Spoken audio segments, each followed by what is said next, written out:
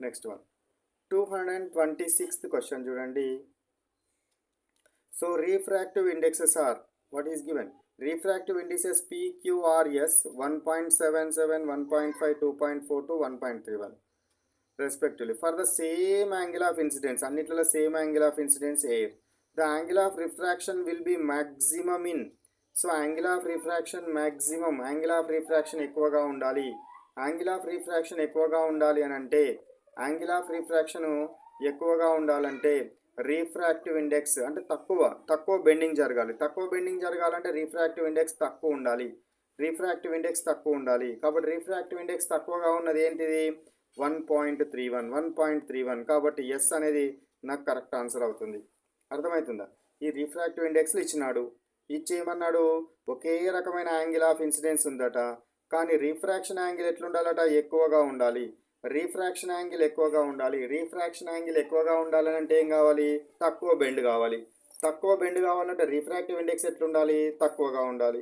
Refractive index తక్కువగా ఉన్నది ఏది 1.31. కాబట్టి ఎస్ ఆన్సర్ అవుతుంది. 227 క్వశ్చన్ చూడండి. The absolute refractive index of pure water is approximately. So pure water యొక్క అబ్సల్యూట్ రిఫ్రాక్టివ్ ఇండెక్స్ ఎంత, ప్యూర్ వాటర్ యొక్క అబ్సల్యూట్ రిఫ్రాక్టివ్ ఇండెక్స్ ఎంత ఉంటుంది, 1.33 ఉంటుంది. సో వాటర్ యొక్క రిఫ్రాక్టివ్ ఇండెక్స్ ఎంత, 1.33 ఆర్ 4/3. వాటర్ యొక్క రిఫ్రాక్టివ్ ఇండెక్స్ 1.33 ఆర్ 4/3 అవుతుందనే విషయాన్ని గుర్తుంచుకోవాలి.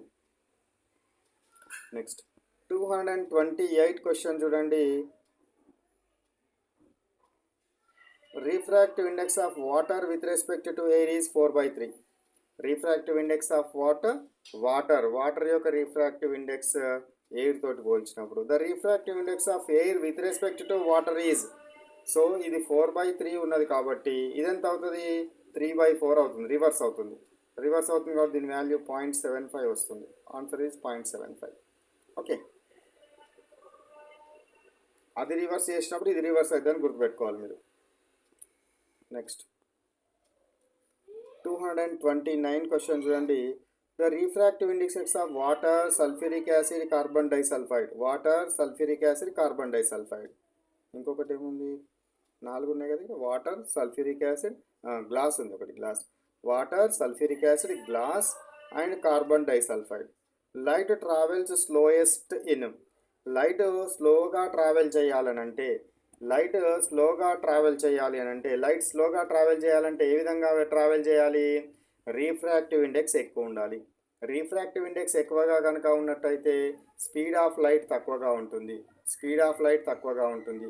కాబట్టి కార్బన్ డైసల్ఫైడ్ యొక్క రిఫ్రాక్టివ్ ఇండెక్స్ ఇక్కడ మనకు ఎక్కువగా ఉంది. కార్బన్ డైసల్ఫైడ్ యొక్క రిఫ్రాక్టివ్ ఇండెక్స్ ఎక్కువ ఉంది కాబట్టి కాంతి అనేది ఇలా మెల్లగా ప్రయాణిస్తుంది. కాబట్టి answer is what, carbon disulphide. Refractive index ఎక్కువ ఉంటే దాని యొక్క స్పీడ్ తక్కువగా ఉంటుంది.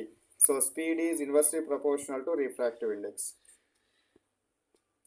230 క్వశ్చన్ చూడండి. Which factor does not depend upon refraction మీద డిపెండ్ కానిది ఏది. నేచర్ ఆఫ్ ద మెటీరియల్ మీద డిపెండ్ అవుతుంది, డెన్సిటీ మీద డిపెండ్ అవుతుంది, కలర్ ఆఫ్ ద లైట్ మీద డిపెండ్ అవుతుంది, వేవ్ లెంత్ మీద డిపెండ్ అవుతుంది, కానీ ఫ్రీక్వెన్సీ మీద డిపెండ్ కాదు. దేని మీద డిపెండ్ కాదు, ఫ్రీక్వెన్సీ మీద డిపెండ్ కాదు. సో లైట్ అనేది ఎప్పుడు కానీ ఒక మీడియం నుంచి ఇంకొక మీడియంలోని కనుక వెళ్తే దాని యొక్క వెలాసిటీ మారిపోతుంది, వేవ్ లెంత్ మారిపోతుంది, కానీ ఫ్రీక్వెన్సీ అనేది మారదు. ఫ్రీక్వెన్సీ అనేది ఎందుకు మారదు అంటే ఇది దేని మీద డిపెండ్ అవుతుంది అని అంటే ఇది సోర్స్ ఆఫ్ లైట్ మీద డిపెండ్ అవుతుంది, కాంతి జనకం మీద డిపెండ్ అవుతుంది. ఫ్రీక్వెన్సీ సోర్స్ ఆఫ్ లైట్ మీద డిపెండ్ అవుతుంది కాబట్టి ఎఫ్ అనేది మారదు, లైట్ యొక్క ఎఫ్ అనేది మారదు అనేది మీరు గుర్తుంచుకోవాలి.